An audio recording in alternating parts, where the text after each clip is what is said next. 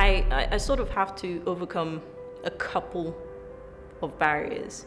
It's not just being a woman, it's also being a woman from northern Nigeria and being a woman who has the kind of name I have. So most people hear my name and they're expecting to see someone different. They're taken aback when they see me. So when that is set aside, the next thing is, what can she deliver? And thankfully, I tend to prove them wrong there. I was the lead investigator and also the reporter on Sex for Grades, an investigative documentary that exposed sexual harassment in Nigerian universities and Ghanaian universities. And working on that project was my breakthrough moment for me, because the reason I got into journalism in the first place is sexual harassment that occurred in the university that I was in, and I had to change my career path from being a doctor to being a journalist. And that was just it for me. It was like everything was worth it. Once somebody looks at you and understands that he cannot mess with you, then he's not going to mess with you. You must not dumb yourself down and tell yourself you're not good enough. In dealing with stereotypes, you must quickly dismiss the person who is trying to put you away and giving the impression that because you're a woman, you cannot deliver.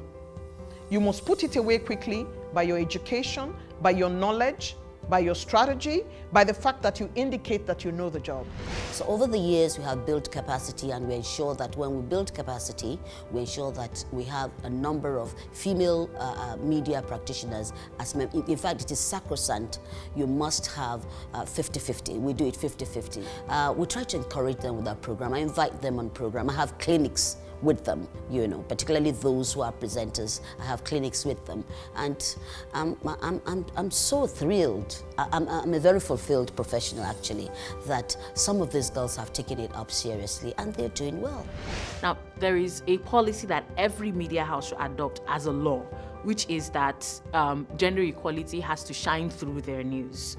The same way a person would respect the office of the president is the same way that, you know, a media house should just automatically just respect the situation of where we are with gender inequality, knowing that women are struggling to bridge that gap between men and women, and they should put it as part of their mandate, as part of their policies. With more women in media in Nigeria, whether it's radio or TV, I think it kind of gives, it sets the tone, it sets the pace, it tells other girls that it's quite possible.